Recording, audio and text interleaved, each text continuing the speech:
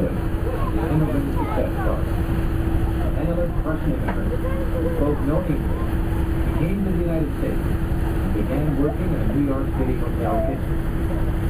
Through hard work and industry, he rose to become the proprietor of the Waldorf Astoria and the Bellevue Stratford in Philadelphia. He collected corporate directors, presidents, and honors, and became a university trustee. At the pinnacle of his career, he started the castle as a summer home for his wife, Louise. It was near completion when he died. For 75 years, the castle stood unfinished. But in 1978, Thousand Isles Bridge Authority assumed ownership and began a restoration program. À droite, vous allez voir le village d'Alexandria Bay. Et enfin, vers la gauche, nous approchons Hart Island, l'île sur laquelle il y a le fameux château d'eau. L'histoire du château d'eau, c'est l'histoire de son propriétaire. George Bickle quitta son Allemagne natale pour émigrer aux États-Unis sans un sou en poche. Le seul travail qu'il trouva fut dans les cuisines de l'hôtel de New York.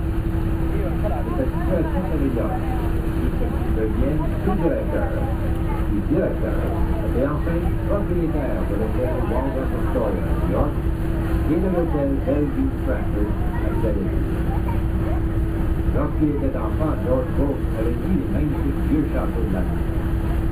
Devenu riche, il décida d'en faire construire un. Il demanda aux architectes de reproduire fidèlement l'un des châteaux de son pays natal. Le château devait être un cadeau pour l'enfant. Des centaines d'ouvriers travaillèrent pendant 4 ans. En 1912, Louis Bolt mourut. La construction du château s'arrêta immédiatement. Il demeura inachèvé. Personne ne l'a jamais vu. Les cuisines n'ont jamais préparé un seul repas. L'université n'a jamais dormi dans l'une de ses 120 pièces. La salle de base n'a jamais attendu. Le château demeura inachevé pendant 65 ans.